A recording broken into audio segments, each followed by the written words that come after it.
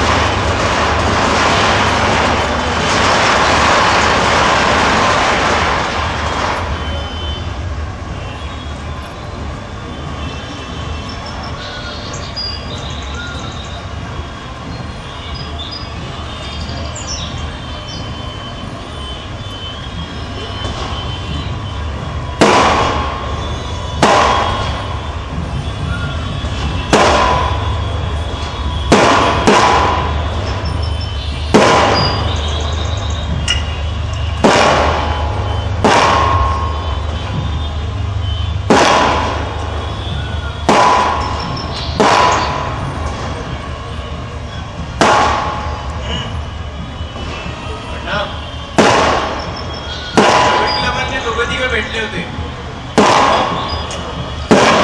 द्रविड कुलाजवळच्या शिवजयंती द्रविड क्लबचे सगळे आनंद टिळक आधीची भाषणं ऐकून लोक शांत.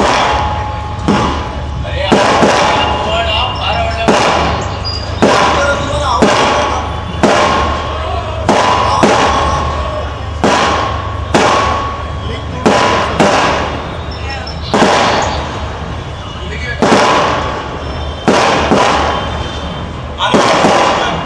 टिळक आधीची भाषणं ऐकून लोक शांत पण वाढत होते. अरे आपण म्हटलेला पोवाड हा फार आवडला. बापू या बाष्पळ रूपात मला तुला काय घालवतोस? या गप्पांमधून काही निष्पन्न होते बा. अरे काहीही निष्पन्न होत नाही असं कसं म्हणतोय अण्णा? अशा गप्पातून त्यांच्या बोटातल्या बातम्या तर कळतील ना. अरे द्रविड क्लब म्हणजे का ब्रिटिश सरकार आहे का की त्यांच्या बोटातल्या बातम्या तुला इतक्या महत्वाच्या वाटतात? असं नाही, पण 10 गोष्टीतली एखाद बातमी तरी नक्कीच महत्वाची असू शकते ना. बापू द्रविडांचा मार्ग वेगळा आपला वेगळा हे तुला ठाऊक नाही. पुण्यात सुरुवातीला आपण गणेश द्रविडाच्या पत्त्यांच्या क्लबमध्ये जायचोच ना. अरे हो, मी पण तू फासा आला नाहीस पण मी मात्र नेमाने जायचो.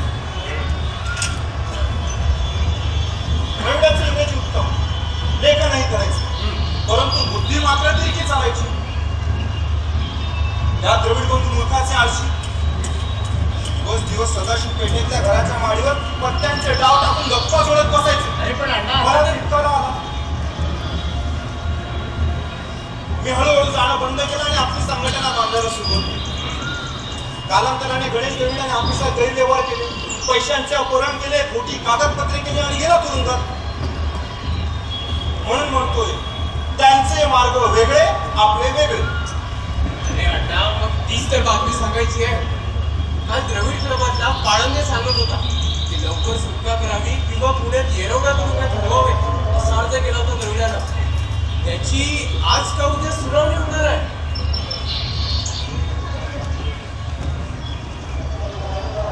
चाली सुनावणी सुटला द्रविड. काय होणार आहे? आपल्याला उपयोगास येणार आहे तो आणि आपण त्याच सैन्य घेणार आहोत का? नाही. असल्या चंगी भंगी चैनी माणसांचा उपयोग होण्यापेक्षा त्यापेक्षा धोकाच जास्त. कधी चुगली करतील काही सांगता येत नाही. विषयानंतर पुरे बापू, कामावर लक्ष द्या.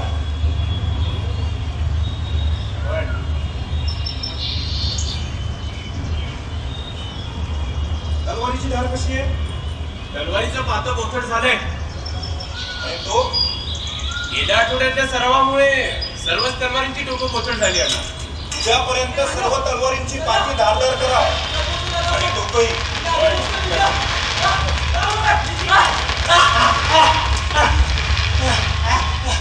जय भावनेंना, जय भावनेंना, जय भवानी बाबूराव. जय भवानी. पेक्षा जास्त वेळ लागला वाचतो. ए आज माधव करणार ना. हा. मग दोघे काय गप्पा मारत आहात की काय? दिलेलं काम नीट करणार नसतील तर जबाबदारी घेत जाऊ नकोस. चल रे घरी निघ. नाही ना, बगीचा मागून मी जाणार. मग धावण्याचा वेग वाढायला हवा. ठीक आहे, पुन्हा जातो. ते महादेवचा. चल, आय. आता लगेच नको, अजून अंधार पडू दे. कारण तुला अंधारातच धावायचं आणि येताना एखाद्या बगीच्या मागणं त्याच वेगात धाव, म्हणजे सराव चांगला होईल. बर. आणि मी तू आमच्याच बरोबर थांब. बर.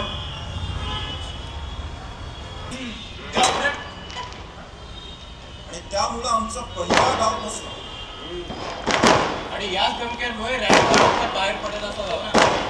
गावातही राहायचा नाही तो फारसा. आणि कसंही या तलवारींचा लटकन घेऊन ग्रँडच्या मागावर चपळपणे वापरण्याचं जण अवघडत जायचं. हा. आणि म्हणूनच अण्णांनी पिस्तुलाच्या गोळ्या मिळवण्याची कटपट सुरू केली. हो, पिस्तुलाच्या गोळ्या पाहिजे म्हणाल्या मी सायन्स कॉलेजच्या वर्कशॉप मधून शिसं लांबवलं आणि त्याच्या गोळ्या बनवून तुला आणून दिल्या. हो,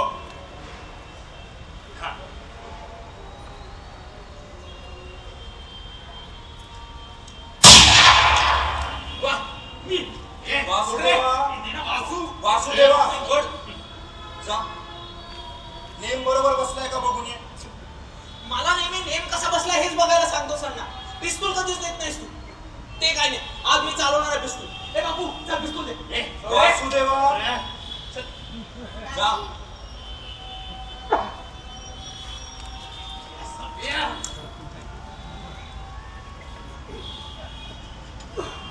महादेवा, उंचावर जाऊन कानून सांगेल. आवाज ऐकून कुणी येत तर नाही ना बघ जरा. पण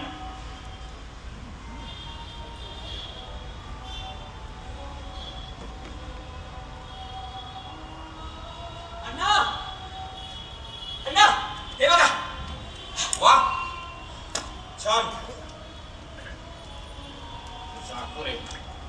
वा अगदी बरोबर नेम बसलाय. राणीचं तोंडच फाटलं. हा. वा. बापू, हा ना. माझ्यासाठी पिस्तूल बघ. होय. अण्णा, आज मी पण चालवणार पिस्तूल. नको, तू अजून लहान आहेस. पिस्तुलाचा दणका सहन नाही होणार तुला. आणि वासुदेवा, योजनेत तुझ्यावर काय जबाबदारी आहे? रँडच्या बग्गीच्या मागे धावायचं. का? कारण रँडची बग्गी नेमकी कोणती तुम्हाला कळावं म्हणून. ठीक.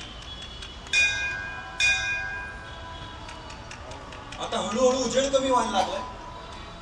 तू गव्हर्नमेंट औषधीशी चालायला लागतो आणि जाताना किती पावलं चाललास ते मोजून ठेव, म्हणजे आपल्याला अंतराचा अंदाज येईल. हा, चालेल. जा. अण्णा, अण्णा, होय. बापू पटकन. हा. मनोजवं मारुततुल्यवेगं जितेन्द्रियं बुद्धिमतां वरिष्ठं वातात्मजं वानरयूथमुख्यं श्रीरामदूतं शरणं प्रपद्ये. मनोजवं मारुततुल्यवेगं जितेन्द्रियं बुद्धिमतां वरिष्ठं वातात्मजं वानरयूथमुख्यं श्रीरामदूतं शरणं प्रपद्ये. काय रे? काय ना अण्णा, वरती चतुर्शृंगीच्या दर्शनाला कोणी गेला होता? तो परतच होता. हा. वासुदेवा, हा ना. आज गव्हर्नमेंट हाऊसवरून परतत असताना एखाद्या गोऱ्या अधिकाऱ्याची बग्गी निघाली की तिच्या मागणंच पळते. बर, तसं करतो. जा. हा. आणि हो, येताना चांगला चंदार पडला असेल बरं का. हो वासुदेवा, घाबरणार नाही ना? नाहीतर भीतीने धोतर ओलं करून यायचा. ए बापू ए वासू मला बेकार देतो. काय लागू देतो? चल. आवाज स्वतःला. आता तुम्ही बापूला सांगा ना, कायम चिडवत असतो मला. आता लहान आहे कमी, त्याच्या इतके सूर्यनमस्कार घालतो ना पूर्ण 1200. आणि या संतापाचं काय? आवरत जा स्वतःला. म्हणून मी तुला पिस्तूल देत नाही. बूट सूट राग आला की पिस्तूल काढशील आणि बार उडवशील. चल, पावलं मोजत निघ. चल. आणि हो, बग्गीच्या मागणं गोंड्याला ओरडते. जा. हसायचं नाही हा, सांगून अरे, ठेवतो.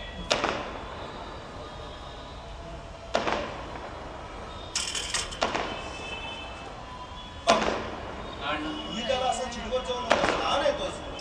होय ना, पण त्याचा एवढा संताप एक दिवस घातात ठरेल हो आपल्याला. होय, यावर विचार करायला हवाच.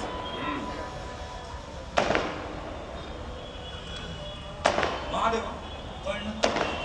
तुम्ही दोघे सतत एकत्र असता. तू जरा आवाज वेळोवेळी समजून काढत जा त्याची. होय, अरे आपल्या उद्योगात आपण सरळ पोलिसांना अंगावर घ्यायला जातो किंवा कित्येकदा त्यांना सामोरे जाण्याचा प्रसंगही येतो. तेव्हा एवढं संतापून चालणार नाही हा. होय. आणि परवाच्या दिवशी आपण जे करायला जाणार आहोत त्यानंतर सावधानता सगळ्यात आवश्यक आहे. कदाचित आपल्याला पोलीस चौकशीला सामोरं जावं लागेल. कदाचित पोलिसी मारही सहन करावा लागेल. होय, किंवा कित्येक दिवस परागंदाही व्हावे. तेव्हा वासुदेवाचा असा संताप घाट ठरू शकतो. अण्णा, मग त्याला या योजनेतून बाजूला केलं तर? नाही, मी धावेल ना 22 तारखेला बगीच्या मागून. अण्णा चालू शकेल हे पण. नको, आता ठरलेली योजना बदलायला नको. हो, नाहीतर वासू रात्रीच भाऊंकडे आणि घरातील सगळ्यांकडे झाडी करत बसायचा. पुरे. या विषयावर आता बोलणं पुरे.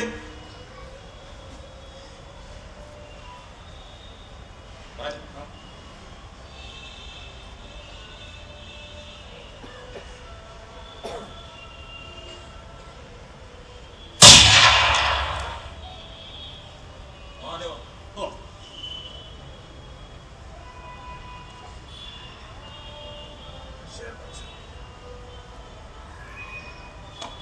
वा.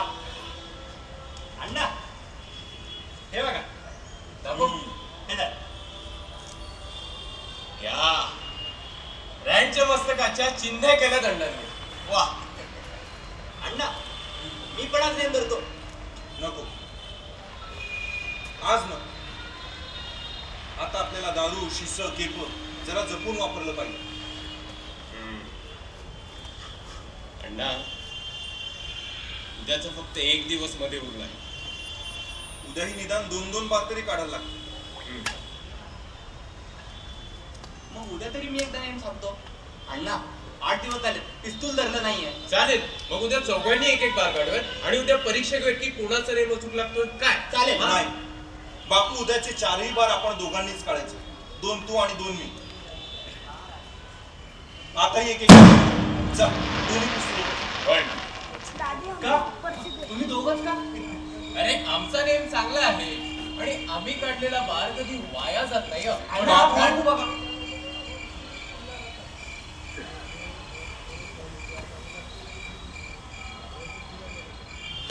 कसं नको.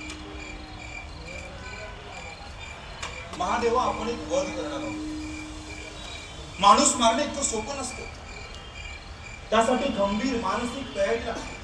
म्हणजे माझी ती तयारी तुझी नाही. नाही असं मला म्हणायचंच नाही. पण वध केल्यानंतर केलेल्या कृत्याच्या परिणामांना सामोरं जावं लागेल. त्याची जबाबदारी घ्यावी लागेल. अण्णा, मी जबाबदारी घ्यायला तयार आहे. मला खात्री आहे. पण महादेवा, रँडचा वध करायचा, त्याच्या अत्याचारांचा सूड घ्यायचा, ही कल्पना प्रथमतः माझ्या आणि बापूच्या डोक्यात आली. आमच्या कल्पनेची जबाबदारी तुम्ही का घ्यावी? अहो पण अण्णा 22 तारखेला पहिला बार बापू काढेल. त्याचं पिस्तूल नाही उडालं, नेम नाही साधला तर भरलेल्या पिस्तुलासह मी तयार आहे. गजानन कृपेने त्याचा नेम साधला, रॅड यमसदनी गेला आणि यदा कदाचित पोलीस चौकशीला सामोरा जायची वेळ आली तर चापेकर क्लबचा किंवा आर्य धर्म प्रतिबंध निवारक मंडळाचा प्रमुख म्हणून मीच सामोरा जाईल, तुम्ही कुणीही नव्हे. समजलं? पण समजलं?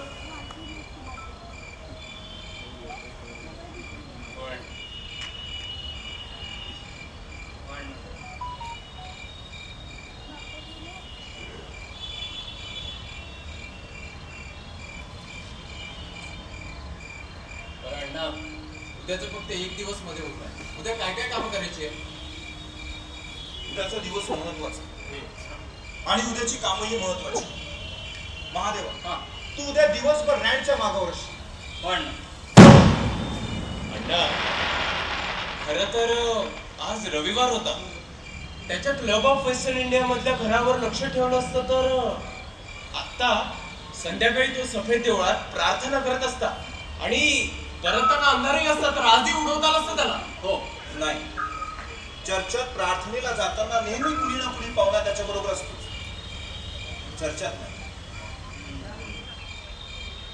मग तार कार्यालयाच्या समोरच्या जिमखान्यावरून खेळून परत तारा त्याच्यावर गोळी झाली तर अण्णा, ही पण संधी साधता येईल. आणि समजा नाहीच जमलं तर मग परवा गणेश खिंडीत गाठूच ना. काय बरोबर. समजा उद्याचा डाव बसला तर रँड पोलीस सावध होती आणि 22 तारखेच्या कार्यक्रमाला तो आलाच नाही तर.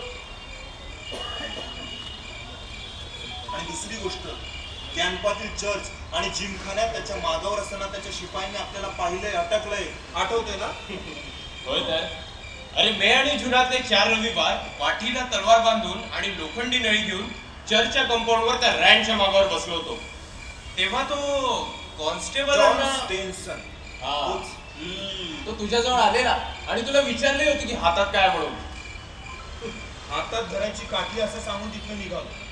पण थोडक्यात काय, तो आपल्याला ओळखू शकतो. हो तसं जिमखान्याच्या दारापाशी मी आणि अण्णा रॅनची वाट पाहत तेव्हाही तो जॉन स्टेन्सनच संशयानं आमच्या दिशेने आला. त्यांनी मला चेहऱ्याने ओळखलं, विचारलं, तू इथे काय करतोयस? आणि तपासणी करायला मला दंडाला धरून उभं केलं. बर. तेव्हा मी आणि अण्णांनी त्या शिपायाला घाबरल्याची बेमालूम बतावणी केली हा. आणि तिथून उभारा केला. थोडक्यात काय, रँडच्या व्यवस्थेतील शिपाई आपल्याला चेहऱ्याने ओळखतात. त्यामुळे दिवसा उजळी आणि माहितीच्या ठिकाणी रँडवर हल्ला करणं धोक्याचं. त्यामुळे 22 जून मंगळवार हाच दिवस रँड वधासाठी नक्की. आणि तसंही आई चतुर्शृंगीने आज आपल्याला आशीर्वाद देखील दिला. होय. बरं अण्णा, मग परवाच्या दिवशी लागतील तेवढी सत्तर आपण बरोबर बाळगूया. काय रे? हो आणि न लागणाऱ्या हत्यारांची उद्याच विल्हेवाट लावून टाकूया. होय. उद्या नाही, आजच. आज उरलेली सगळी हत्यारं आजच नाल्याच्या पुलाखाली दडवून टाकतो. बर. मग महादेवा, हा. मी तुला काही हत्यारे कापडात बांधून देतो. उजेड असेल तर पुलाखाली दडवून ठेव. काय? महादेवा, हा, त्या स्मशानाच्या गस्तीवरच्या शिपायांच्या लांबवलेल्या रायफली आणि बागनेटही लपवून ठेवावे लागतील. का हे राहून देत की नको, अडचण होईल. हे जरा. आम्ही अंधारात बग्गीवर उडी घेणार, रायफल खांद्यावर अडकवून बग्गीवर झेप नाही घेता येणार. बग्गीवर चढल्यावर सावधान नेम धरला, साप ओढला, अवघड झालं. अण्णा, या रायफली लांबवण्याच्या क्लबात केवढा आनंद झाला होता ना रे. तर अण्णा तर म्हणायचा की आता गोवऱ्यांच्या फौजेला सुद्धा सामोरं जाऊ. तर काय काय थेरे केली होती या रायफलींसाठी. होय. लकडी पुलाजवळच्या स्मशानातल्या मारुतीच्या पूजेला काय जायचो. अरे पूजेच्या वेळी तांबडी टोपी घालून काय जायचो. 10-12 दिवसात त्या शिपायांचा आमच्यावर विश्वास बसला आणि बरोबर 30 मेला रायफली लांबवल्या. हो आणि दुसऱ्या दिवशी गावात पोलीस खात्याला मात्र हादरा बसला होता. हो पण आपल्या योजनेत त्याचा वापर करता येणार नाही कारण आपल्याकडे कागदच नाही. ती नाही लांबवता आली त्या दिवशी आणि मधल्या काळात कुठे मिळाली देखील नाही. बरं अण्णा या बंधुबाई तुला खाली लपून येऊ का? नको, त्या वेगळीकडे लपल्या. आता फक्त तलवारी आणि कुराणच लपले. बर आणि हो दडवल्यावर त्यावर पुण्यासाठी मोठा दगड ठेवा. हो. हो. येतो अण्णा.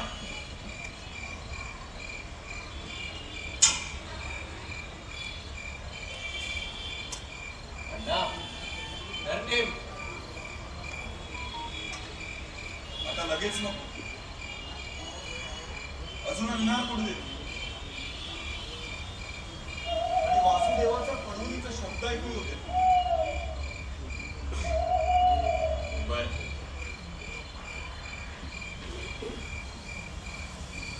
अण्णा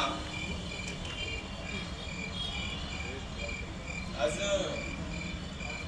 दत्ता बुसकुटे उभा होता रे. त्याची खूप आठवण येते. येणारच बापू. आपल्या प्रत्येक योजनेत दत्ता आपल्या बरोबरीने असायचं. अगदी रँडला मारायचा संकल्प केला तेव्हा दत्ता आपल्या बरोबरच होता. होय अरे कोथरूडात कचरे पाटलाच्या उसाच्या मळ्यातल्या झोपडीतल्या शिंकाळ्यातून आपल्या पिस्तुलांसाठी दारुगोळा हातोहात लांबवला होता त्याने. दत्तानं त्या दिवशी विजार घातली होती. विजारीचे खिसे भरभरून दारुगोळा भरून घेतला होता. गावात परतताना म्हणतो कसा, विजारीचे खिसे म्हणजे 2 तोफा झाल्यात दारू ठासून भरलेल्या.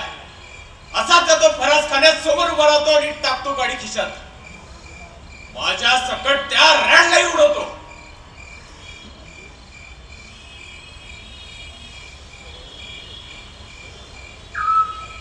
दत्ता प्लेगनं गेला. आजारी असताना त्याच्या समाचाराला देखील जाता आलं नाही. कारण रँडशाहीच्या त्रासाला घाबरून त्याच्या घरच्या मंडळींनी त्याचा आजार पण गुप्त ठेवलं होतं. रँड वजाशिवाय दत्ताला शांती नाही.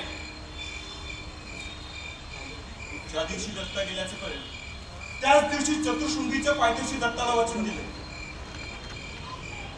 दत्ता काळजी करू नकोस, लवकरच रँडची रवानगी यमलोकास करून देतो.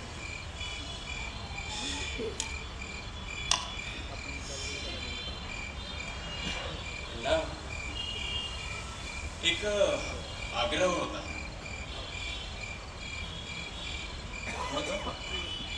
महादेवाला आणि वासुदेवाला तू रँडवर हल्ला करू देणार नाहीस हे मला मान्य आहे. पण हल्ला मी करणार. बापू मी यावर ऐकणार नाही. तू थोरला आहेस, कुटुंबाला करतायस, त्यामुळे तू स्वतःचा जीव धोक्यात नाही घालायचा. बापू यावर विचार करण्यासाठी उद्याचा अख्खा दिवस आहे. अरे पण जय वडे अण्णा. ठेवलंच व्यवस्थित? होय ठेवलं. वासुदेवाचा आवाज काय येतो? तो बग्गीची वाट पाहत असणार. बरं अण्णा बापू तोपर्यंत आपण 22 तारखेच्या संपूर्ण योजनेची उजळणी करूयात का? ठीक. बापू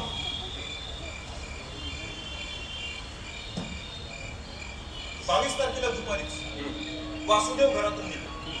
गव्हर्नमेंट हाऊस करून रँडची बग्गी बघून गेलो.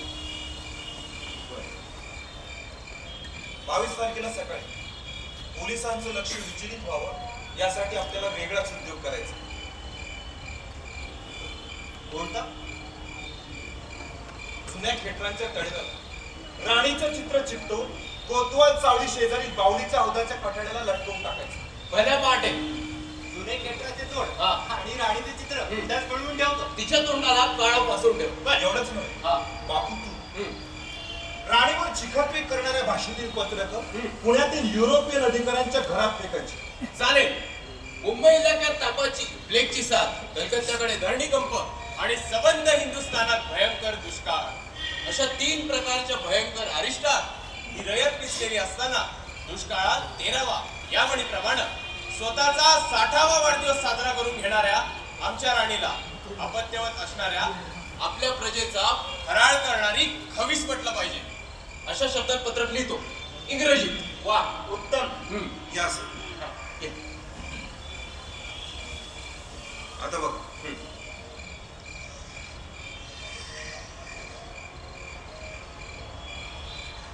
हे गव्हर्नमेंट हाऊस, हा चतुर्शृंगीचा पायथा. आपण या मैदानात आलो. ही समोरून जाते ती गणेश खिंडीची वाट. येथून 2-3 फरलांगाच्या अंतरावर उजव्या बाजूला भूताचे बंगले आहेत.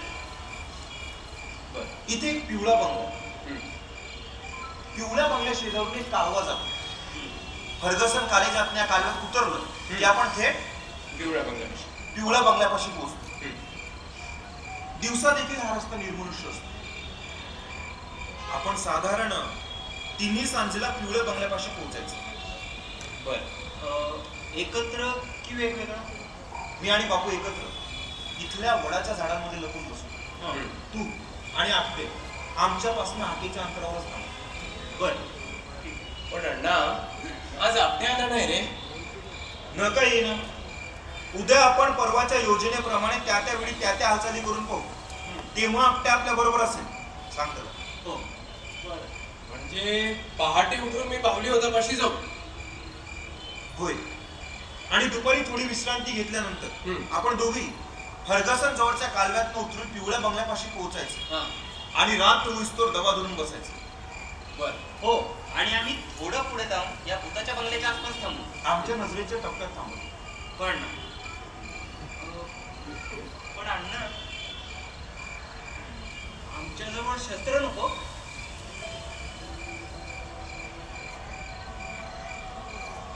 नको. दोन्ही पिस्तूल आमच्या जवळच असू दे. अण्णा होय. बापू तयार रहा. होय. तापांचा आवाज हो. बापू पहिला नाही तू ग. होय. असंच नाही. त्या झाडाच्या मागणं पळत ये. या दगडावर उडी मार. अशी बग्गीवर मारशील आणि उडी मारताना नेमका जा. होय.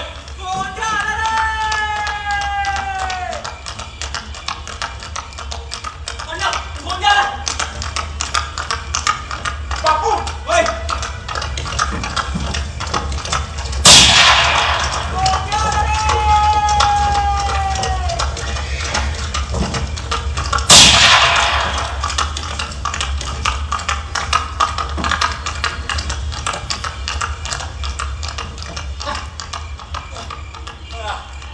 जय भवानी. जय भवानी. अण्णा 4 सहस्त्र 800 पावलं पडली. या लँडची छगलं. जय भवानी. जय भवानी. प्रभू वासुदेवा, परवाच्या दिवशी जरा जास्त जोरात ओरडावं लागेल. कारण अवतीभोवती आतषबाजीचा आवाज असणार. होय अण्णा. बापू बग्गी पूर्ण नजरेच्या टप्प्यात आल्याशिवाय आपल्या ठिकाणावर बाहेर पडायचं नाही. हो. नाहीतर कसं व्हायचं? बापू नेहमीप्रमाणे काय करायचा आणि बलत्याच गाडीवर चढायचा आणि बलत्यावरच मार काढायचा. हो हो तू असं कर ना. तू बग्गीच्या पुढनच धावते आणि मला सांग बापू ही बकऱ्यांची बग्गी, ही बकऱ्यांची बग्गी आणि पुन्हा बग्गीच्या मागणं गोंदे आल्याने एवढं थट्टा पुरे.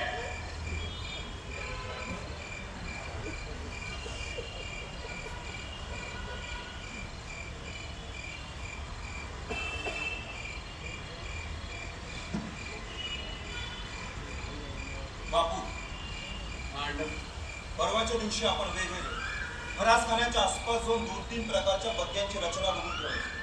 गाडीत कसं घुसायचं, उडी कुठून मारायची ठरवून ठेवली.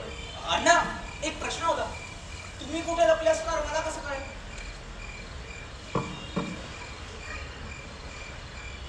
आता ती जागा घरी परतताना तुला दाखवतो. नीट बघून. बरं. आणि एक गोष्ट, उद्या विजार घालून या भागात पाहू आणि आजच्यासारखंच पळण्याचा सराव. पण विजार का?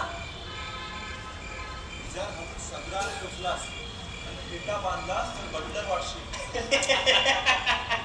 अरे गव्हर्नमेंट हाऊसच्या आसपास वावरताना कोणाला दिसलास तर संशय येणार नाही. अरे काय म्हटलं रे? अहो पण अण्णा विजार घालून एवढ्या वेगात पळता येणार आहे का? नाही होते पण कसं? विचारच करायची आणि उद्याने परवा सकाळी पळण्याचा सराव करायचा. ठीक आहे. वधाची घटना घडवल्यानंतर प्रथमतः मी आणि बापू घरी जातो. माधव आपटे, महादेव आणि वासू येते. आणि हो घरी येताना विचार उतरवले बरं का? आपटे त्याच्या घरी जाईल. महादेव तू आमच्याच घरी थांबायचं. बर अण्णा रँड गेला म्हटल्यावर दुसऱ्या दिवशी शहरात काय हाहाकार माजेल ना. मुद्दामून शहरातून फेऱ्या मारणार आहे मी. चौकात चाललेल्या चर्चांची मजा घेणार. काय महादेव? येऊ की? हा, जाऊया आपण. अजिबात नाही. आपल्याकडून चुकूनही संशय आपला यावा अशी प्रतिक्रिया येता कामा नये. वासुदेवा तू तर अजिबात घराच्या बाहेर पडायचं नाही. अहो पण अण्णा काय होत? मी पडू ना.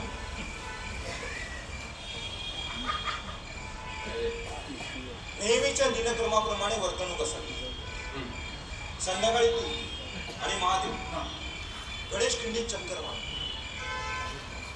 तिथे नक्कीच पोलीस तपासाचं काम सुरू असतं. ते बघ मी सकाळी उठून फराज खाण्याजवळ खंडेराव साठेकडे गेलो आणि टिळकांसाठी निरोप दिला. कोणता?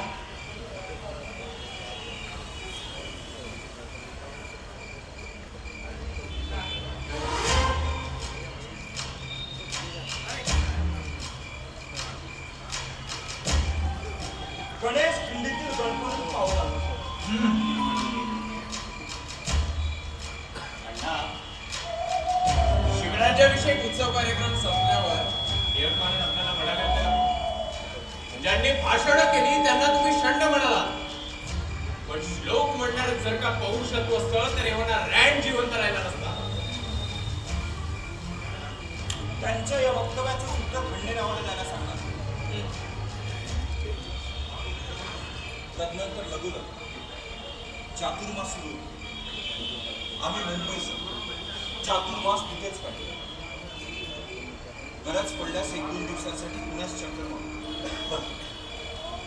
पण अण्णा या संबंध प्रकरणानंतर जेव्हा पोलीस तपास सुरू होईल तेव्हा प्रथम दर्शनी संशयाची सुई ही पुण्यातील उद्योगी मंडळीवर रोखली जाणार. खरे हो आणि अशा उद्योगी मंडळी तापेकर क्लबचं नाव अग्रणी आहे. तेवढं पुण्य नक्कीच कमवलं. हो पण आपल्या सहकार्याने पोलिसांनी कुणालाही ताब्यात घेतलं, चौकशी केली तर फार न टाळता सरळ माझं नाव सांगून टाकायचं. अण्णा तुमचं नाव?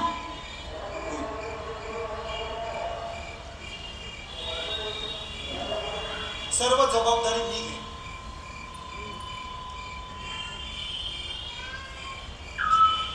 आणि पुढे फासावर चढायची वेळ आलीच तर मी सिद्ध आहे. महादेवा हा माझा निरोप आपल्या मोजक्या सहकार्यांपर्यंत अत्यंत गुप्तपणे आणि सावकाशीनं पोहोचवा. अण्णा या खूप पुढच्या गोष्टी आता रे. आता आपण फक्त संकल्प सिद्धीचा विचार करूया. हो अण्णा. होय आई चतुर्शृंगीला साकडं घाल.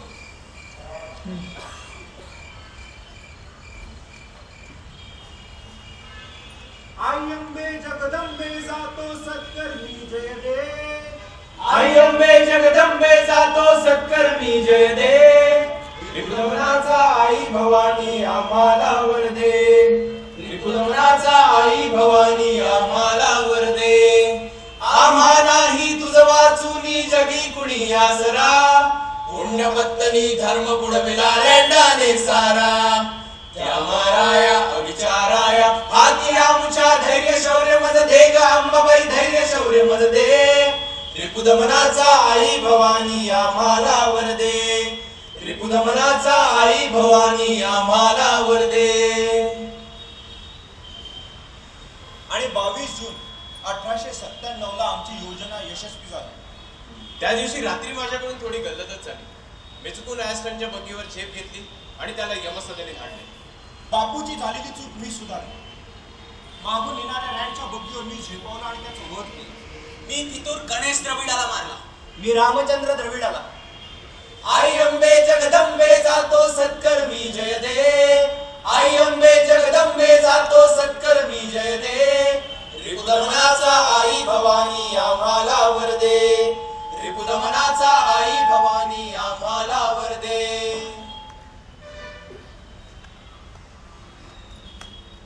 18 एप्रिल 1898 ला दामोदर हरी चापेकर फासावर गेले. वासुदेव हरी चापेकर. 8 मे 1899. महादेव रानडे 10 मे 1899. बाळकृष्ण चापेकर 12 मे 1899. आई अंबे जगदंबे जातो सत्कर्मी जय दे. आई अंबे जगदंबे जातो सत्कर्मी जय दे. रिपुदमनाचा आई भवानी आम्हाला वर दे. रिपुदमनाचा आई भवानी आम्हाला वर दे.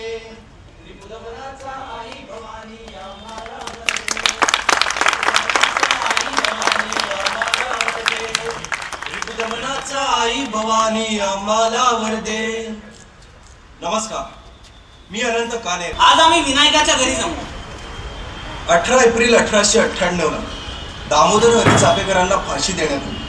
ही बातमी केसरीमधून तात्याने म्हणजे विनायक सावरकरांनी वाचली. तात्या तेव्हा साधारण 15 वर्षांचा होता. बगूरला राहायचा. तात्याने ही बातमी वाचली आणि सशस्त्र क्रांतीच्या मार्गाने हिंदुस्थान स्वतंत्र करण्याची प्रतिज्ञा घेतली. अभिनव भारताची स्थापना केली.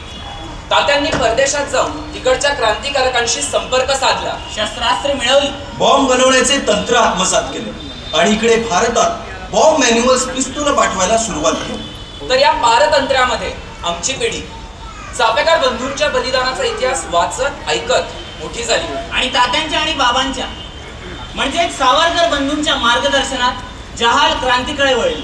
आज प्रत्यक्ष कामगिरी करण्याची योजना करण्यासाठी जमलो आहोत. आज 20 डिसेंबर 1909.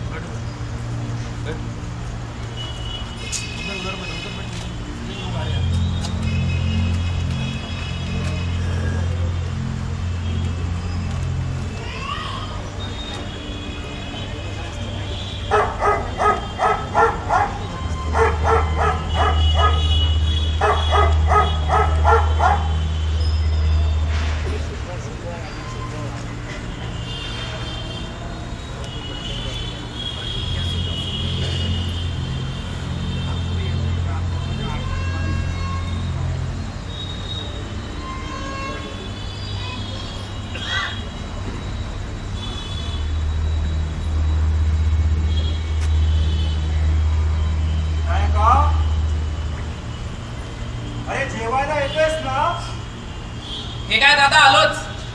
पत्रलेखन संपवतो आणि येतो. लवकर ये. तुम्ही तुमचं आटपून घ्या. मागाहून जेवून घेईन मी.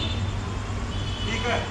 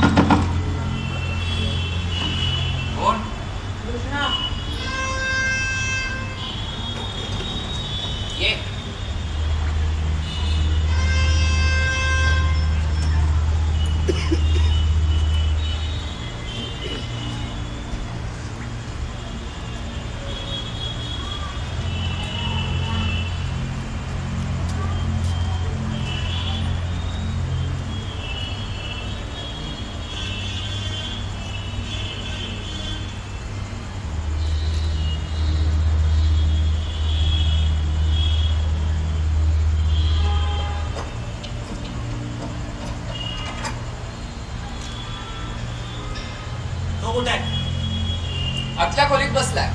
2 दिवस झाले तिथेच आहे. तब्येत बेस आहे रे. आमच्या घरातला मॅझिनी ग्रंथ हातात पडलेला आहे. मग बरोबर आहे. तात्याराव सावरकरांनी मोहिनी घातली याला. अगदी. कृष्णा, वर येताना आमच्या बंधुराजांनी हटकलं नाही ना तुला? नाही वर येतानाच बंधूंचे वदनी फळ घेता कानावर पडले. अरे माझ घराच्या खिडकी घालून रांगत जिन्यापर्यंत आलोय. त्यामुळे त्यांनी पाहण्याचा किंवा अटकण्याचा प्रश्न देत नाही. आणि रस्त्यावरून येताना हो अरे, घरातून बाहेर पडल्या एक सद्गृहस्थ साधारण 25 पावलं राखून पाठला करत होता. बर, एक दोनदा मुद्दामून थांबून चप्पल दुरुस्त करण्याचे निमित्त करून खात्री करून घेतली. आपलाच पाठला होतोय का? मग काय, समोरून एक अंत्ययात्रा जात होती. बरोबर विरुद्ध दिशेला झटकन त्यात सहभागी झाला. पाळत घोराच्या समोरून जात असताना शवाला खांदा टेकून दिला. त्याला काही कळालंच नाही. तिथेच आपला गल्ली शोधत राहिला. जरा लांबून यावं लागलं म्हणून थोडा उशीर झाला. थोडक्यात अभिनव भारताच्या सगळ्याच सदस्यांना पाळत ठेवण्यात येते. तुझ्या घरावरही तर अरे, आपला ऐवज आणायला शंकर सोमणच्या घरी जायला निघालो तर आमच्या घरात मागून घोडाता या. मग काय, वरात फिरवली निम्म्या नाशकात. काळ्या रामाचं दर्शन घेतलं. तिथे बरं आपला विश्वनाथच होता पूजा कामात. त्याच्याशी चांगल्या तासभर गप्पा आणत बसलो. आमच्या वराती मागचं घोडं कंटाळलं. एवढ्या वेळ देवळात थांबायची सवय नाही ना. थोड्या वेळाने खंबाला टेकून डुलकी घेताना दिसला बरं का. ते बघितल्याबरोबर जे सटकलो तो थेट पोचलो गोदावरी तीरावर. घाटावरच धोतर आणि सदरा काढला आणि ठोकली उडी पाण्यात. मग काय, घोडाला मागून काय काही असलं माझ्या कपड्यांवर लक्ष ठेवत आपला घाटाच्या पाठ पुढे पोहत गेलो. एका आडोशाला काठावर आलो. तसाच लंगोटावर पुन्हा देवळात गेलो. विश्वनाथ कडून दुसरा धोतर जोड घेतला, घातला आणि शंकर सोमणला गाठलं. आता घाटावरचा धोतर आणि सदरा आज चौकीत जमा झाला बरं. आनंदाला बोलूयात आता. बोलो. आज दुपारी जेवायला सुद्धा आलेला नाही. बर अनंता, अरे येणार आहेस बाहेर? मला भेटणार आहेस की नाही? की मॅझिनी तोंडपाठ करूनच बाहेर येणार आहेस आता? अरे दिवसभर आताच बसलाय अनंता. जेवण नाही, खाणं नाही. ये बरं आता बाहेर. हा शहाणा झोपला नसेल ना रे? मी जागा आहे, ऐकतोय सगळं. अरे ऐकतोय सगळं तरी की दार उघडून बाहेर? पहिलं मला एक वचन हवंय. वचन? हे काय नवीनच? कसलं वचन? माझ्या म्हणण्याला तुम्ही बिना अट मान्यता द्या. वचन पूर्ण विचार करून देताय ना वचन? विचार अभिनव भारतात प्रवेश करतानाच केला होता. हो, पण त्याआधी माझं म्हणणं ऐकण्याची गरज नाही वाटली. का वाटावी गरज?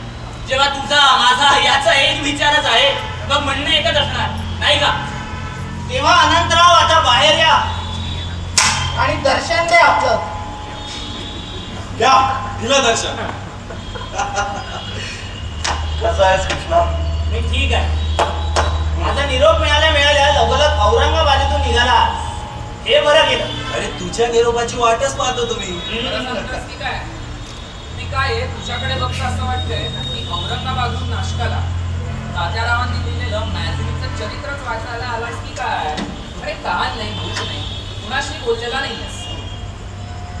हो, पण एका बैठकीत वाचून काढलंस, हे बरं केलं. का? कारण पुन्हा ही प्रत हातात तरी पडेल की नाही सांगता येत नाही. पण का? जॅक्सन साहेबांनी मॅझिनीच्या प्रती घरोघरी झडत्या घेऊन जप्त करण्याचा हुकूम दिलाय. मग किती जणांकडे झडत्या लावल्या त्यांनी? किती प्रती जप्त केल्या? बऱ्याच. 2 दिवसांपूर्वीच गणू वैद्य, दाजी जोशी आणि शंकर सोमणाच्या घरी झडती झाली आणि या प्रती जप्त झाल्या. उद्या कदाचित आमच्याही घराची झडती होईल आणि ही प्रतही जप्त होईल. म्हणून म्हटलं बरं झालं 2 दिवसात घाईघाईत वाचून काढलं चरित्र. काय काय ते कृष्ण झपाटल्यासारखं वाचून काढलं चरित्र. खरंय, तात्यांनी लिहिलंयच झपाटल्यासारखं. बरं, चरित्र वाचल्यानंतर एक विश्वास वाटतो. कोणता रे? आपण घेतलेला निर्णय योग्य आहे. कोणता? वधाचा? होय, वधाचा. अनंता, बैठकीच्या 3 दिवस आधी आपल्या अभिनव भारताच्या सदस्यांची एक बैठक झाली. जवळजवळ 15-20 जण होतो आम्ही बैठकीला. हो, पण मी नव्हतो. मी मुंबईला गेलो होतो. कुठे झाली बैठक? गणू वैद्याच्या घरी. काय विशेष? विशेष असं काही काय कारण नाही रे, पण सप्टेंबर महिन्यातल्या बैठकीच्या वेळेस तू पहिल्यांदा आला होतास. त्यानंतर आम्ही कुणीही एकत्र भेटलो नाही. गणू वैद्याच्या घरी पूजा होती, त्यानिमित्ताने जमलो सगळे एकत्र. वा, काय म्हणताय सगळे? आणि हो, आबांनी नवी गीतं रचली की नाही? त्या दिवशी वेगळाच विषय चर्चेला गेला. कोणता? बैठकीत बोलता बोलता विषय निघाला तो तुझा. माझा का? सूर जरासा टिंगलीचा होता. सप्टेंबर महिन्यातल्या बैठकीच्या वेळेस तू जॅक्सन वधाचा प्रस्ताव मांडला होतास. त्याची थट्टा गेली. थट्टा असं म्हणता येणार नाही, पण गणूनी सूर काढलाच. जॅक्सन वधाची पूर्वतयारी झाली का नाही अनंताची, की जॅक्सनची बदली नाशिकहून औरंगाबाद लावण्याची वाट पाहत आहेत अनंतराव. मी मुंबईहून आल्यावर ही बऱ्याच जणांच्या डोक्यात बैठकीचा विषय होता झाला. मला आपला बाळा म्हणाला, द्वेषानं बोलणं सोपं असतं. म्हणतो कसा? ते मांडेश्वराच्या मंदिरातील तात्यांची भाषण ऐकून, आबांची गीतं गाऊन आमचेही हात शिवशिवता, पण हातात हत्यार धरून वार करणं अवघड असतं म्हणावं.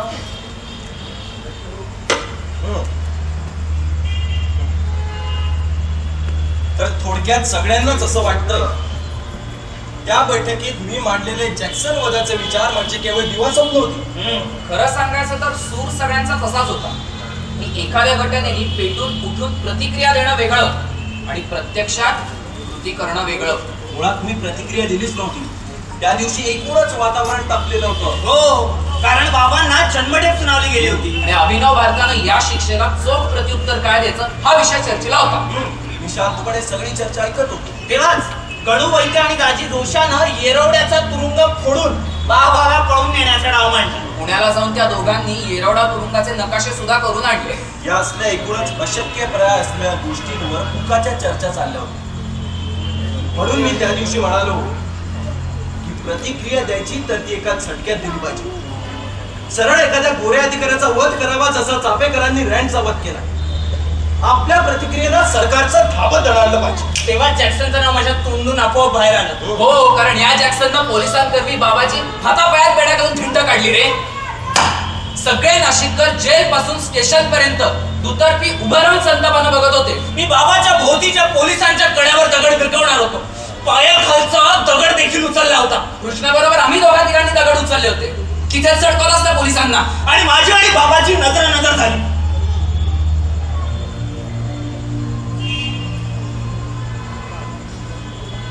कोरडी फक्त नजर होती बाबांची.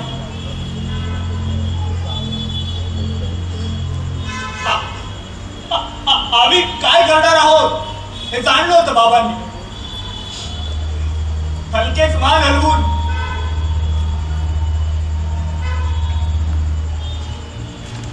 काय करू नका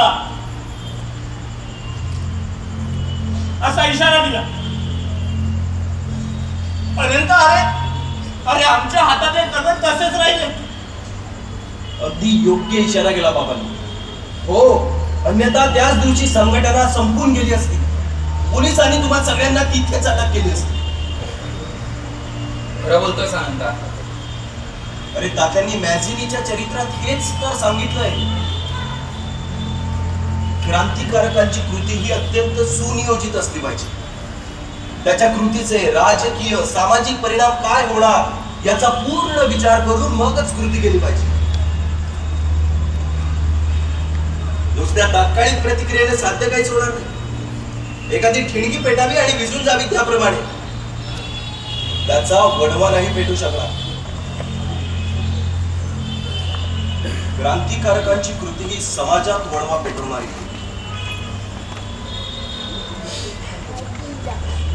कृष्णा, सप्टेंबर महिन्यात मनात आलेला जॅक्सन वधाचा विचार दिवसांच्या उलटण्याबरोबर मोठट नाही होत गेला हे अभ्यासत होतो.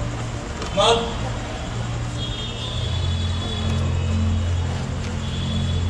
तुम्हा दोघांचं माहिती आहे,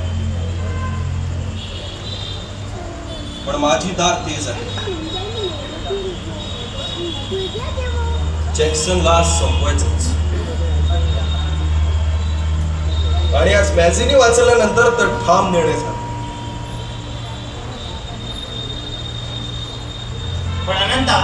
तरी मला वाटतं या मॅगझिनीच्या प्रतीचा दाखला देऊन काही करता येणार नाही. कृष्णा, तात्या चरित्रात लिहिताना म्हणतात, क्रांतीच्या चळवळीची उभारणी करताना समाजमन तयार करावं लागतं आणि समाजमन तयार करत असताना वेळोवेळी क्रांतिकारकाने केलेली साहसी कृत्य प्रेरणादायी ठरतात. शेकडो हजारोंच्या चळवळींना क्रांतिकारकाने घडवलेला एखादा स्फोट, एखादा वध प्रेरक ठरू शकतो. एखादी राजकीय प्रणाली उलटून टाकण्यासाठी जे जे मार्ग अवलंबता येतील त्याचा अवलंब करावा. सरळची मार्ग, क्रांतीचा मार्ग, हिंसक अहिंसक सर्व मार्ग चुकावे. एक जॅक्सनवर देशभरातील अनेक क्रांतिकारक संघटनांना उदाहरण, आपल्या धाडसाने मोठमोठ्या चळवळी उभ्या राहू शकते. आपल्या कृतीने लोकांच्या मनातील पोलीस आणि ब्रिटिश शासकांच्या बाबतची भीती नाहीशी होईल. समाज उठावाच्या तयारीला लागेल. वाह, म्हणजे जॅक्सनचा वध करायचा आहे नक्की. हो. कधी? कधी? आता, उद्या, परवा, कधी? आत्ता आधी जेवून घ्यायचं का आपण? काय? बराच वेळ झाला आमचे बंधुराज पुन्हा बोलवायला वर येणार. मी खाली जाऊन ताटं घेऊन येतो. जेवण करून घे. ठीक आहे.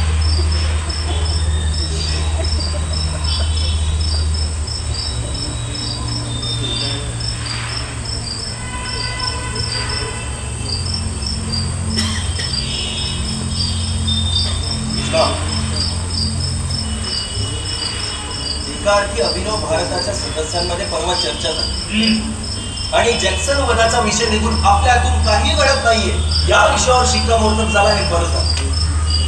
बरं झालं. हो. अरे मला वाटलं तुला वाईट वाटलं असेल किंवा राग आला असेल. छे छे, दोन्ही नाही. रागही नाही आणि वाईटही वाटलं. एक तर जॅक्सन वधाची उत्स्फूर्त कल्पना तुझी होती, जी मी उचलून जाते. हो. आता बरं झालं यासाठी म्हणतोय हा. की एका अर्थी आपण तिघे जण सोडून इतरांच्या डोक्यातून हा विषय मागे पडला. आता आपल्याला गुप्तपणे योजना आखते. म्हणजे तुझा आपल्या अभिनव भारताच्या सहकार्यांवर विश्वास नाही? कृष्णा, भाबडा विश्वास अजिबात नाही. कृष्णा, तात्या चरित्रात लिहिताना म्हणतात,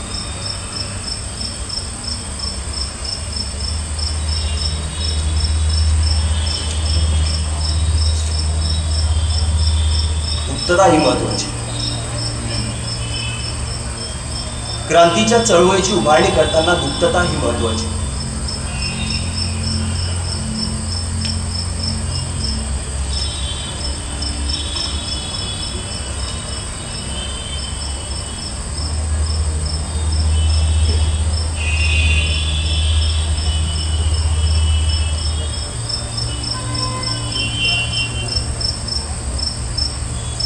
अनंता, या तात्याच्या मॅगझिनीनं फारच भारून टाकले रे तुला.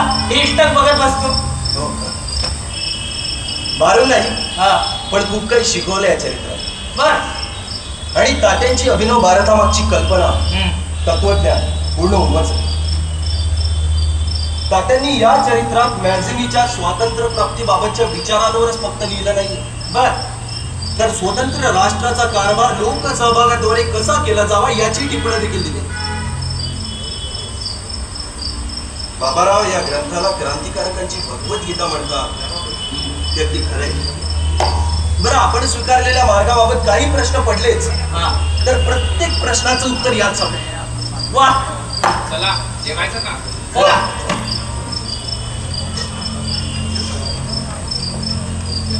या.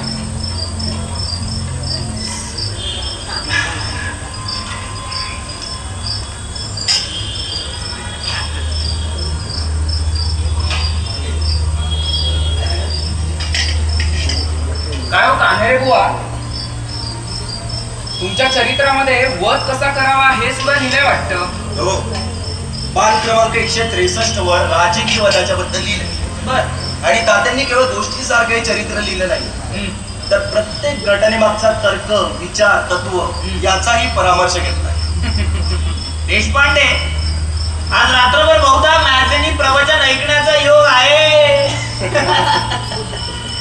चला वदनी कवळ घेता नाम घ्या श्रीहरीचे सहज हवन होते नाम घेता फुकाचे जीवन करीची पित्वा अन्न हे पूर्ण ब्रह्म उदर वर्ण नोहे जाणीचे यज्ञ कर्म जय जय रघुवीर समर्थ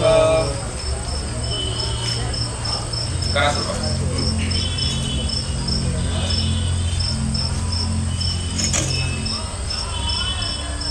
कृष्णा अनंता तुमच्या दोघांचा जॅक्सन वधाचं निश्चित झालं असेल तर मला असं वाटतं अरे ऐकून तर घे. मला वाटतं आपण पुनर्विचार करावा. आता काही खुसपट नको काढू सांग देशपांडे. नाही कृष्ण, त्याला बोलू दे. जेवढी जॅक्सन वधाची आपल्यात चर्चा होईल तेवढी योजना बिंदू होईल आणि आपले विचार पक्के होतील. बोला देशपांडे, का पुनर्विचार करायचा जॅक्सन वधाचा? आपण जॅक्सनचा वध का करायचा आहे? कारण तुला माहिती आहे या जॅक्सनच्या हुकुमानच बाबांची पायी थिंड काढण्यात आली. गाडीपेक्षा जास्त आहेत ना त्या गायडरनी बाबाला दिलेल्या आहेत. इन्स्पेक्टर गायडर? हो, त्या गायडरनी बाबाचा पोलीस कोठडीत खूप छळ केला रे. अगदी इलेक्ट्रिक शॉक्स देखील दिले, केवळ हे कबूल करून घेण्यासाठी की घराच्या झडतीत सापडलेलं साहित्य हे तात्यांनी दिलंय. नाही, जॅक्सननी बाबाची धिंड काढून बाबाचा अपमान केला. त्या गायडरनी बाबाचा अनन्वित छळ केला रे. विचार बिनतोडा विनायका. काय म्हणता? मग माझ्या डोक्यात अजून एक नाव आहे ज्या दोघांच्या वरचा आहे. कोणतं? जज केनेडीच. ज्यांनी बाबाला जन्मठेप सुनावली. बरोबर. केवळ काही छापलेली कवितांची पुस्तकं आणि हस्तलिखिता घराच्या जडतीत सापडली म्हणून राजद्रोहाच्या गुन्ह्याखाली गाड्या पाण्याची शिक्षा ठोठवायची, हा खरा नाही. खरे जज केनेडीचं नाव मग सगळ्यात वर आहे. मग योजना बदलायची का? नाही, म्हणजे अजून काही दिवस वेळ घ्यायचा. नाही, ठरलेल्या दिवशीच आणि वेळीच कार्यभाग साधायचा. कसं शक्य आहे? आपल्याला या तिघांपैकी एक नाव निश्चित करायला लागेल. हो, त्या नावाची संपूर्ण माहिती घेऊन नव्याने योजना तयार करावी लागेल. त्याचं काय? बरोबर. आधी नाव निश्चित करू. एकेका नावाचा विचार करू. मी प्रश्न विचारत जाईल, तुम्ही दोघी उत्तर द्या. अर्थातच तुमची उत्तरही माझ्यासारखीच असतील. आपल्या प्रश्नोत्तरातच कोणत्या नावाला प्राधान्य द्यायचं हे नाव डोक्यात आपोआप निश्चित होईल. साहेब विचार प्रश्न. तर ज्याचा कुणाचा वध करायचा आहे तो आपण ठरवलेल्या तारखेलाच करायचा की तारीख पुढे ढकलायची? त्याच तारखेला करायचा. आता उशीर नको. करत असलेला वध हा वैयक्तिक बाबारावांचा सूड म्हणून करणार आहोत की अभिनव भारताचं ब्रिटिशांच्या दंडेशाहीला उत्तर म्हणून करणार? दंडेशाहीला उत्तर निमित्त बाबांची अटक आणि शिक्षा. गायडर सतत शस्त्रसज्ज असतो. एवढंच नाही तर त्याच्यासोबत 2 बंदूकधारी शिपाई सुद्धा असतात सतत.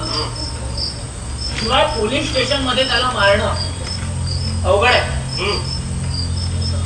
आणि तो शिवाय हुकुमाचा ताबेदार आहे. त्याला मारल्याने ब्रिटिशांचं असं फारसं काही नुकसान होणार. मग हे नाव आता बाजूला करू. आता जॅक्सन आणि केनेडी या दोघांना उडवणं उचित, कारण या दोघांच्याही वधाला घोर सरकार आले.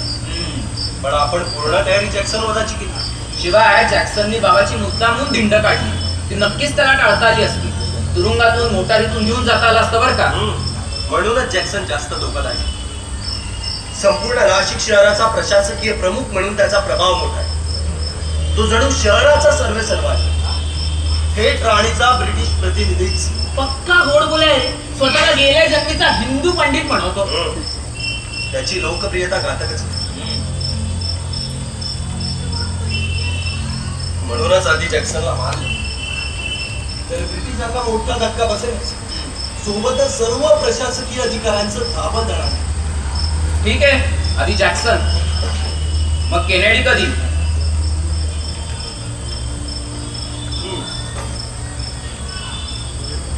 आपल्यातल्या उरलेल्या लोकांनी लगेचच केनेडीच्या वधाची योजना तयार करायला घ्यायची.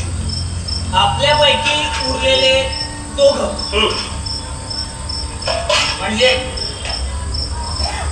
म्हणजे वध झाल्यानंतर पोलिसांसमोर समर्पण करायचं. का गोळी झाडल्यानंतर उडालेल्या गोंधळात आपल्याला सहजपणे निसटता येऊ शकतो अनंता. प्रथम माझाही तोच विचार होता. पण आज मॅगझिनी वाचल्यानंतर माझा विचार बदलला. देशपांडे मॅगझिनी प्रवचन सुरू. बोला कानाडे बुवा. हा तर मॅगझिनी असं म्हणतो, यंग इटली या आमच्या संस्थेत आम्हाला अशा तरुणांचा समूह तयार करायचा आहे की जे बलिदानासाठी सिद्ध असतात. अशा तरुणांकडून ज्यावेळी समजून उमजून एखादं क्रांतिकार्य घडेल, उदाहरणार्थ एखादी हत्या, एखादा बॉम्बस्फोट किंवा सरकारी खजिन्यावर दरोडा, पैकी दरोडा घालून तिथून मालमत्ता घेऊन निसटणे साहित्य. पण इतर प्रसंगानंतर जर तो क्रांतिकारक पोलिसांच्या स्वाधीन झाला तर समाजासमोर राष्ट्रकार्याचे आणि राष्ट्रप्रेमाचे आदर्श उदाहरण घालून देता येईल. नंतर उभ्या राहणाऱ्या सरकारी खटल्याच्या वेळी आपल्या संघटनेच्या कार्याविषयी, स्वातंत्र्याच्या उद्दिष्टांविषयी जाहीर मतप्रदर्शन करता येईल आणि खटल्या दरम्यान येणाऱ्या वर्तमानपत्रातील बातम्यांमधून त्याचा जाहीर प्रचार करता येईल. आणि बलिदानकर्त्याच्या भाडेदारपणामुळे समाजातील स्वातंत्र्याच्या प्रबळ व्हायला मदत. म्हणजे जॅक्सनचा वध झाल्यावर आपण शस्त्रांसहित पोलिसांना स्वाधीन व्हायचं. आपण तिघांपैकी कोणी एक. का एकच का? अरे आपण तिघेही बलिदानाला तयार आहोत ना. हो, पण गायडर आणि केनेडी शिल्लक राहतील. आणि जॅक्सनचा वध करायचा कोणी? त्यावर नंतर चर्चा करू. आता हे नक्की करायचं ना की गोळी चालवल्यावर आपल्यापैकी एकानं शांतपणे पोलिसांच्या स्वाधीन व्हायचं. मी तयार आहे शांतपणे स्वाधीन व्हायला. अरे का? ही कल्पना मी सुचवल्यामुळे साहजिकच मी तयार आहे. योजनेप्रमाणे थोडक्यात जो कोणी जॅक्सन, गार्डर, केनेडी यांचा वध करेल तो स्वतः पोलिसांच्या स्वाधीन होईल. बरं, आता वधाच्या योजनेबद्दल बोलू. हो, तुम्ही दोघं सुरुवात करा, मी ताटं खाली ठेवून येतो. हो.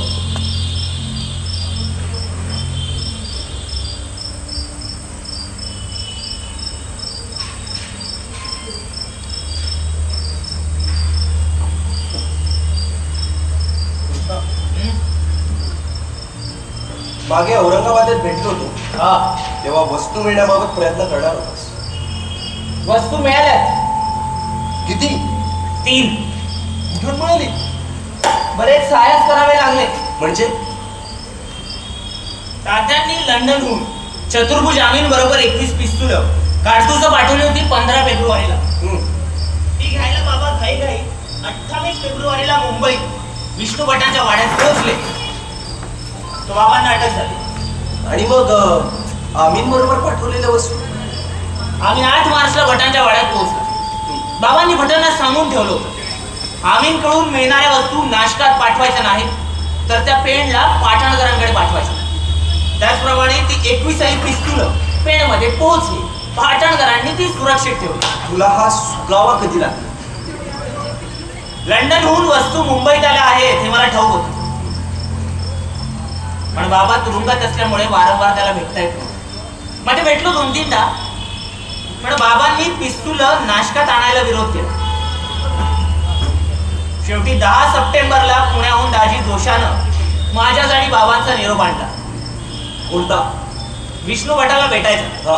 आणि परवलीचा शब्द सांगितला. कोणता? परवलीचा शब्द सांगितला. पुढे तुम्ही सगळे सप्टेंबर महिन्यात भेटला होता ना, त्याच दिवशी मी मुंबईला विष्णू भटाला भेटलो. बाबांचा सांगावा सांगितला. परवलीचा शब्द सांगितला. तेच त्यांनी पेणच्या पाटणकरांचा पत्ता दिला आणि मी तिथे जायला निघालो. त्यांच्यासाठी परवलीचा शब्द वगैरे काही नाही दिला. मग ही काडतुसं दिली. परवलीची वस्तू हे घेऊन नाशकात आलो. ऑक्टोबर महिन्यात आणि नोव्हेंबर महिन्यात 3 खेपा मारल्या पेणला आणि तिनंही पिस्तूल नाशकात आणली. वा, आपल्या प्रत्येकाला एक एक आणलेला आहेस तू कृष्णा. हो, कृष्णा पिस्तूल वापरून पाहिली आहेत ना? पाहिलीत की. पण काडतुसं कमी असल्यामुळे प्रत्येक पिस्तुलातून एक राऊंड चालू पाहिला. अगदी गुप्त ठेवला होता बरं का सराव, मला सुद्धा सांगायचा नाही. असंच पाहिजे. देवळालीच्या पुढे रानात सराव करायचो, आवाज होऊ नये म्हणून उशी दाबून धरायचो आणि बार काढायचो. छान. बरं कोणतं पिस्तूल कसं आहे? ते नेमाला चांगलं आहे पण दणका जोरात देतो. आणि हे दणका कमी देतो. बघ किती काढतोस शिकत, 27. म्हणजे अजून एक वेळा सराव करता येईल. पहाटे जाऊया. चालेल. विनायका, बोला. तुझं काम तू केलं असशीलच. हो, गेले 8 दिवस जॅक्सनच्या मागावर आहे. बरीच माहिती गोळा केली आहे. काय काय माहिती काढलीस? सांगतो या.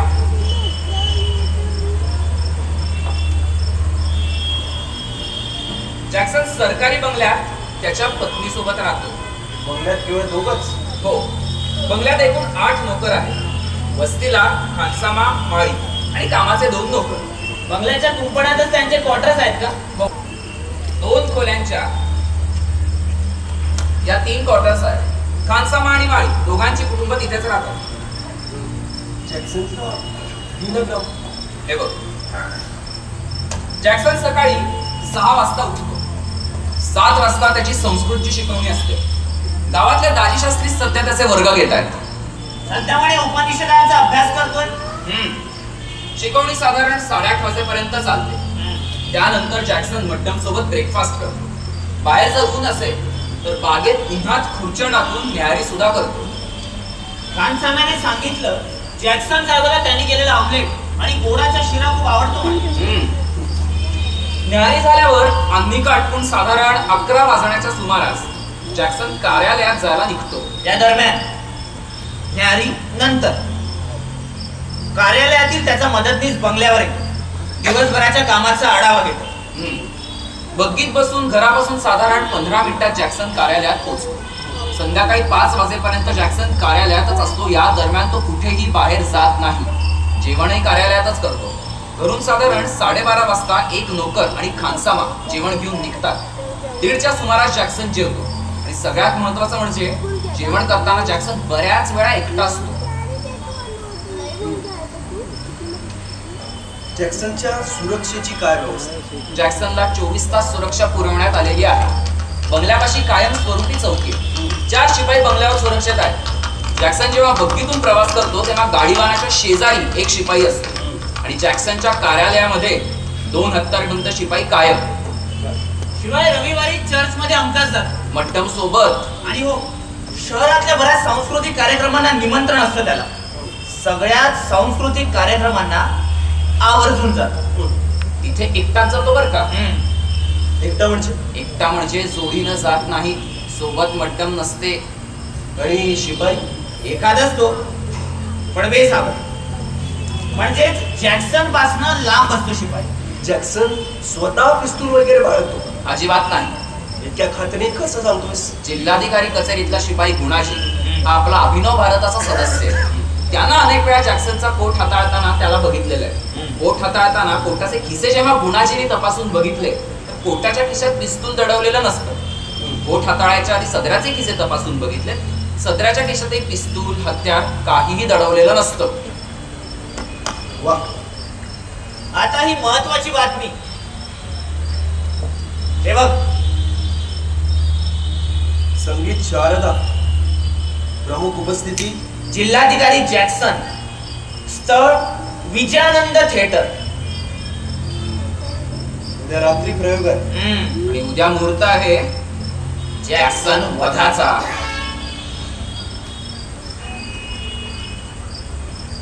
अनंत, साधायचा ना उद्याचा मुहूर्त?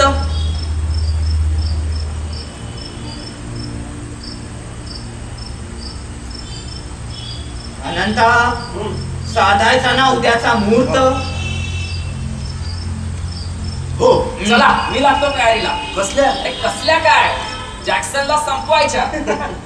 म्हणजे आता जाऊन बसतो का काय विजयानंद मध्ये? अरे आता जाऊन का बसू? हा, उद्या रात्री 8चा खेळ. मी 7 वाजता विजयानंदावर जाऊन बसणार. पण विनायका, जॅक्सन कुठे बसणार आहे? तुला कुठे ठाऊक आहे? सोपं आहे. साधारणतः प्रमुख पाहुणे पहिल्या रांगेत मध्यभागी बसतात. उद्या विजयानंद मध्ये जॅक्सन सारखा पाहुणा येणारे म्हटल्यावर आसन व्यवस्था नक्कीच सिद्ध केलेली असणार. माझ्या लगेचच लक्षात येईल. मी बरोबर सिद्ध केलेल्या आसनाच्या मागच्या रांगेत जाऊन बसणार. विनायका तिथे बसणं अवघडच आहे. का रे? कारण उद्या नाशकातली सगळी प्रतिष्ठित मंडळी पहिल्या 2 रांगात बसतील. मग मी त्या 2 रांगांच्या मागच्या रांगेत बसली. त्या 2 रांगांच्या मागच्या रांगेत म्हणजे साधारणतः 2 रांगांच्या मागे किती? साधारणपणे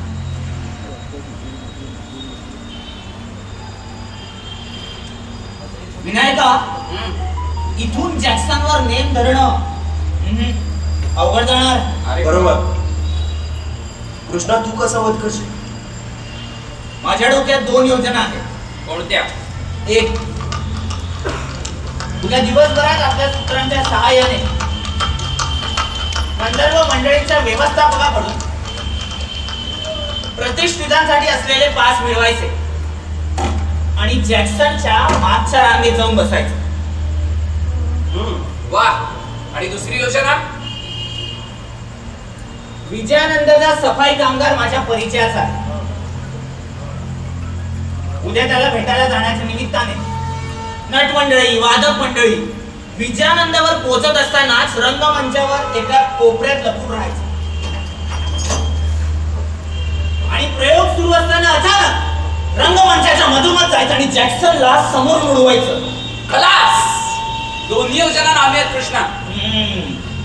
फक्त एक अडचण आहे. आता काय? अंधार. अंधार? हो. नाटकाचा प्रयोग सुरू असताना प्रेक्षागृहात अंधार असणार. त्यामुळे रंगमंचावरून समोर गोळी झाडताना नेम चुकू शकतो. अरे पण मी मागेच असेल ना. मी जवळून पिस्तूल चालून संपवीन जॅक्सनला. तू कसा मागे असशील? आणि उद्या प्रतिष्ठितांसाठीचे पास आणलेस की जॅक्सनच्या मागच्या रांगेत मीच जाऊन बसणार. एक बार वाया गेला तरी माझा नेम बरमी बसतो बघ. हो, अशी पर्यायी योजना उपयोगी ठरेल. तू तुझ्या योजनेबद्दल सांगणार आहेस की नाही? सांग. तुमच्या दोघांच्याही योजना पर्यायी म्हणून ठेवायला हरकत नाही. पण कार्यान्वयित माझी योजना करायची. का? कारण माझी योजना 100% यशस्वी होईल. काय करणार आहेस तू? मी शस्त्रसज्ज होऊन विजयानंद थिएटरच्या प्रांगणात जॅक्सनची वाट पाहतो. जसा जॅक्सन बग्गीतून थिएटर पाशी उतरेल, आयोजक स्वागतासाठी सामोरे जातील. मी त्या गर्दीत घुसेन. जसा लोंढा थिएटर मध्ये जाण्यासाठी थिएटरच्या दारापाशी जाईल, मी पिस्तूल काढून त्याच्या पाठीत गोळी घालेन. गोळीबाराच्या आवाजाने आजूबाजूची गर्दी घाबरून मागेल. मी पटकन जॅक्सनच्या समोर येईल आणि समोरून गोळ्या झाडून त्याचा वध झाला याची खात्री करून घेईल आणि शस्त्र खाली टाकून पोलिसांच्या स्वाधीन होणार. काय लावलंस रे तू अनंत आहे? मी हे करीन, मी ते करीन. नाही मान्य, ही योजना तुझी आहे. पण आपल्या तिघांपैकी जॅक्सनवर कोणी गोळ्या झाडायच्या हे आपण अजून ठरवलेलं नाही. बरोबर. कोणी? मी आम्ही कधी ठरवलं? मी ठरव. तू कधी ठरवलं? हे तुम्ही ठरवलंय. आम्ही कधी ठरवलं? 1 तासापूर्वी. 1 तासापूर्वी आम्ही ठरवलं.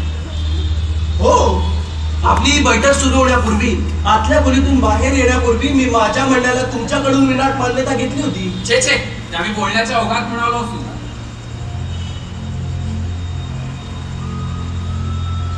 मग ज्याला योजना सुचली ती योजना त्यानेच कार्यान्वित करायची, या कसोटीवर विचार करू. तरी पण तुझाच वार पहिला होणार. हो. आता तुला काय म्हणायचं? ठीक आहे, तू पहिले गोळ्या झाड, पण तुझ्यानंतर मी गोळ्या झाडणार. नंतर मी. काय वेळे म्हणाया. अभिनव भारताचं कार्य आपण भावनेच्या आधी जाऊन नाही करत आहोत, तर बुद्धीच्या कसोटीवर गाचून पूर्ण विचारांती आपण या कार्याला पत्करलंय ना. तात्या नेहमी म्हणतात की सनदेशीर मार्गाने राष्ट्रकार्य शक्य झाल्यास अभिनव भारताचे क्रांतिकारक पहिल्यांदा शस्त्र घालले होते आणि राष्ट्रकार्य सुरू करतील. हौतात्म्य किती आकर्षक आणि पवित्र वाटत असले तरी हकनात जीव गमावणं मूर्खपणाकडे हौतात्म्य नाही. अच्छा, तुझं ते हौतात्म्य आणि आमचा तो मूर्खपणा. अर्थातच जॅक्सनचा वध झाल्यानंतर त्याच्यावर झाडलेली प्रत्येक गोळी जशी वाया जाणार, तसं जॅक्सन वध करणाऱ्या हुतात्म्यानंतर गमावला जाणारा प्रत्येक प्राण वाया जाणार. एकेका गनिमासाठी एकेका क्रांतिकारकाला हौतात्म्य पत्करा. तू म्हणतोयस ते पटतंय अनंत. खरं तर चापेकर बंधूंनी हेच केलं. बाळकृष्णांनी आयस्टन, दामोदर पंतांनी रँड आणि वासुदेव रावांनी चित्तूर द्रविडला. अगदी बरोबर.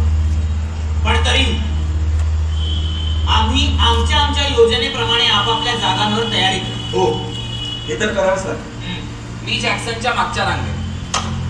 हो, पण माझी योजना यशस्वी झाल्यानंतर तुम्ही विजयनगरवरून निघून जा आणि लगोलग तुमची हत्यारं गार करा.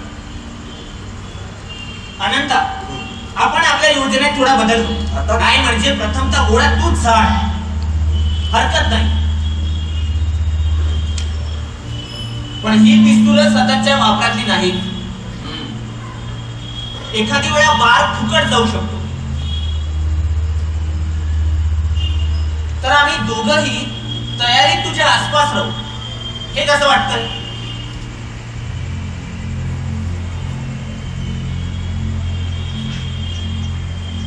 ठीक आहे, पण आपण वेगवेगळ्या वेळांना विजयनगरवर पोहोचू. हो. आणि एकमेकांना अनोळखी असू. एक धोका निर्माण होऊ शकतो. काय? आपल्या तिघांनाही ओळखणारा अभिनव भारताचा एखादा जरी सदस्य नाटक बघायला आला तर. हो, हे होऊ शकतं.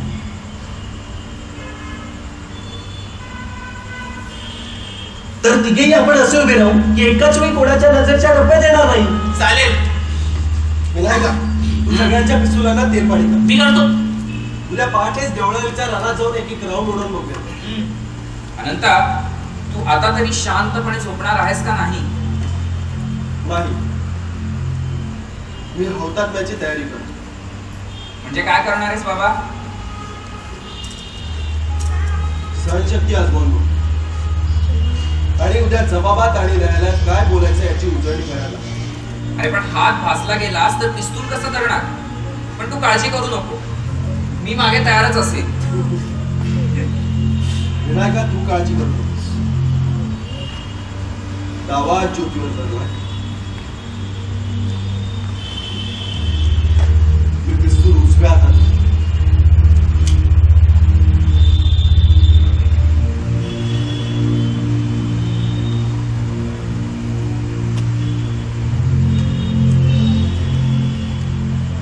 डिसेंबर 1909 ला विजयानंद थिएटरच्या बाहेर जॅक्सनला यमसदनी धाडलं.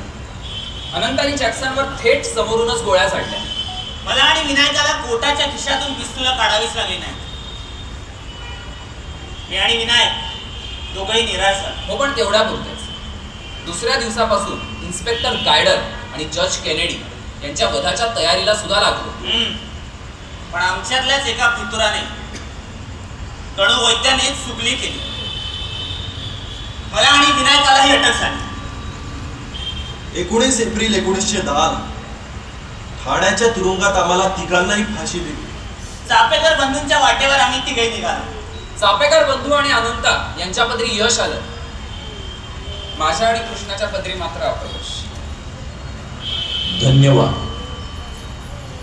राष्ट्रगीताचा सन्मान राखावा हे आवाहन.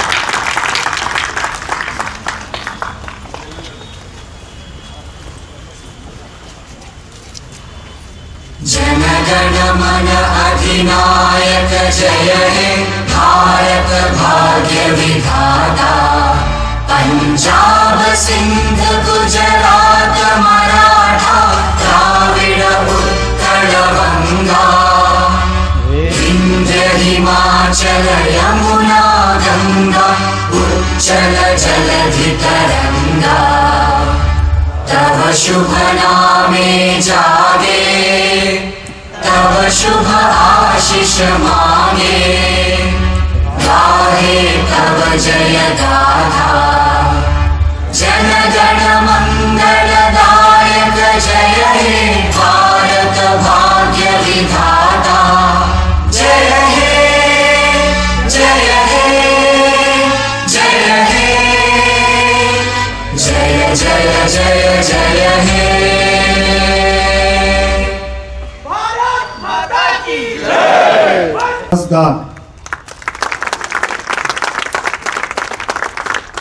और सूरज